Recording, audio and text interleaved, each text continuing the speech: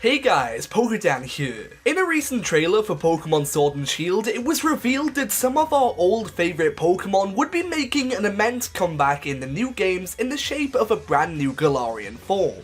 Regional variants were introduced back in Pokemon Sun and Moon, and it's a feature that I personally hope will continue to make an appearance in future games. I say this because it gives some older Pokemon a fresh go at their moment in the spotlight, and well, I like that. Today you guys join me in discussing 10 Pokemon that deserve Galarian forms in the Sword and Shield games. But it's not just me actually, because today we have a guest. Hey, what's going on guys, my name's Raf, and I'm really excited to be talking about new Galarian forms for Pokemon Sword and Shield. For this video, Dan and I chose 10 Pokemon who we believe would benefit from receiving new forms, as well as Pokemon that fit naturally into some ideas we've already thought of for new Galar Pokemon. We haven't got any ideas for the new forms that we'll be talking about purely because all the ideas included in our videos are that of our own, so we wouldn't have expected anyone else to have made fan art for them. Like Raf said, these are just our ideas, so be sure to let us know some of yours down below. Also, this video is a two-parter, so be sure to check out part 2 over on Raf's channel once you're done here. But with all that being said, let's get started with the video.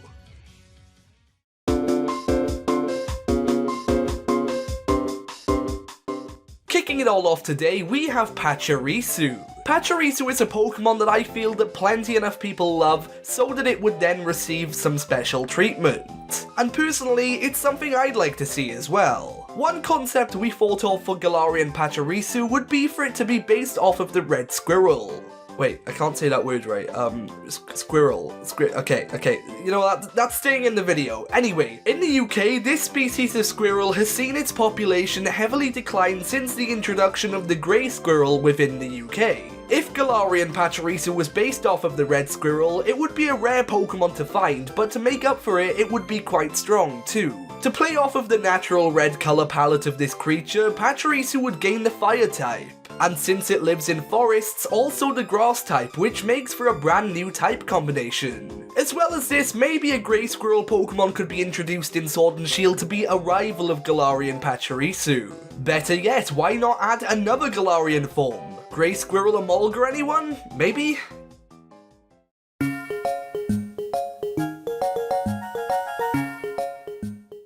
When Generation 2 came along, this was when we were introduced to a brand new collection of Pocket Monsters, and we think it's fair to say that 2 Pokemon from the second generation that definitely deserve some more love in the form of a Galarian form are the Lava Pokemon, Slugma and Magcargo. When regional variants were introduced back in Pokemon Sun and Moon, everyone was dying to see these 2 Pokemon receive some attention in the form of an Alolan form. However, unfortunately this never happened. But that doesn't mean it's never too late for these slugs to receive the love they truly deserve, and this can be shown in the form of a Galarian form. With the Galar region being based on the United Kingdom, a country known for their bizarre weather climates, maybe Slugma and Magcargo could maintain their slug origin and develop something into more of ghost slugs. These fascinating animals were first discovered in Cardiff, and they're carnivorous and nocturnal creatures that feed themselves by sucking earthworms into their bodies with their sharp teeth. Wow, that sounds nice. These slugs are very rare to find in the wild, so should Slugma and Magcargo take inspiration from them, then maybe their rarity could be also carried over into Pokemon Sword and Shield.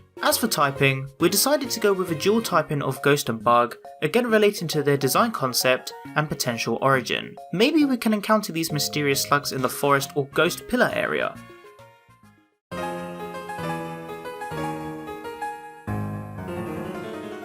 Coming in at the number 8 spot, we have a Galarian form for Heracross. Even though this Pokemon has a Mega Evolution already, so arguably doesn't need more special treatment, we thought of one of the wackiest concepts for a new form for Heracross. The first inspiration for it though, well, that's pretty standard. In its new Galarian form, Heracross would be based on a common species of beetle found in the UK, and in its new design, it would lose its giant horn. And it would also swap out the fighting type for the ground type. Now this is all pretty standard for a regional variant. However, the next part is where it gets arguably very stupid. But it was too funny not to talk about. One of the most popular bands to ever walk this earth, known as the Beatles, were formed in the UK. And to play homage to such cultural icons, we think it would be hilarious if on Galarian Heracross's new design, it had some hair shaped in the iconic hairstyle of one of the band members. Yes, it sounds dumb and it would just be getting the Alolan Dugtrio treatment, but admit it, this would be hilarious. And I mean, we love the Beatles, so seeing a Pokemon based on a beetle, and well, another kind of beetle, that would just be so funny.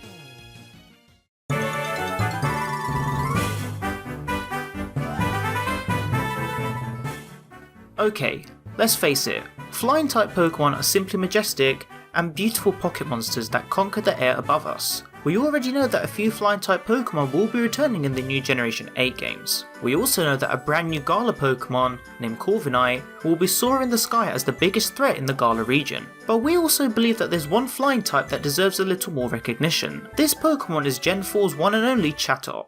Now before you rip our heads off, let us explain. With Chatot being a Pokemon heavily based on a parrot, this Pokemon got overshadowed by many others in the Sinnoh region. However, we believe that being native to the Galar region, Chatot may take on a new Galarian form drawing inspiration from puffins. These adorable little birds are native to the UK, which is also home to 10% of the global puffin population. Puffins breed on many islands and mainland coastal areas. And although there are roughly 450,000 puffins in the UK, the species are threatened with extinction due to their rapid and ongoing population decline. Maybe Chatot could take on this animal's concept in the form of a Galarian form, having a similar origin and backstory to complement its design. We'd love to see it receive a new dual typing of water and flying, again relating to puffins and how they are mostly found near coastal areas. Maybe it's finally time for Chatot to receive the love it truly deserves.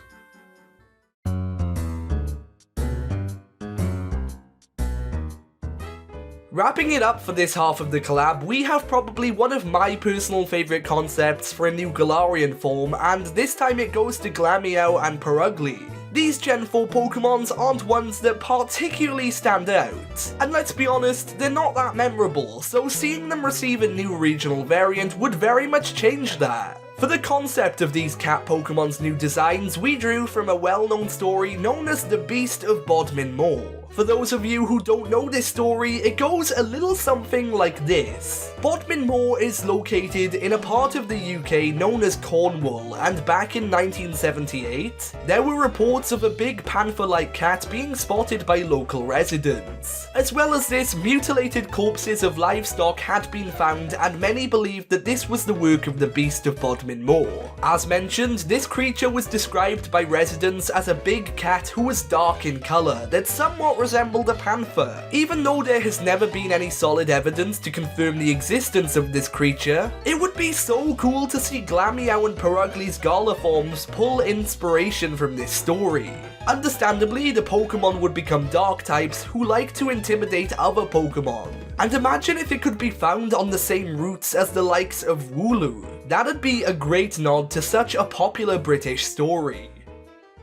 But anyway guys, with all that being said, that pretty much wraps things up for this video. I hope you guys enjoyed, and if you did, be sure to leave a like and subscribe for more. Also, I want to say a huge thank you to ThePokeRaf for joining me in this video. Be sure to check out part 2 over on his channel. Thanks for having me again on the channel, bro. It is always a pleasure. Like Dan said guys, be sure to come over to my channel to check out part 2 of this collaboration. We'll see you guys there. But with all that being said, for now, I've been PokéDan, you've been amazing, and I'll see you guys next time.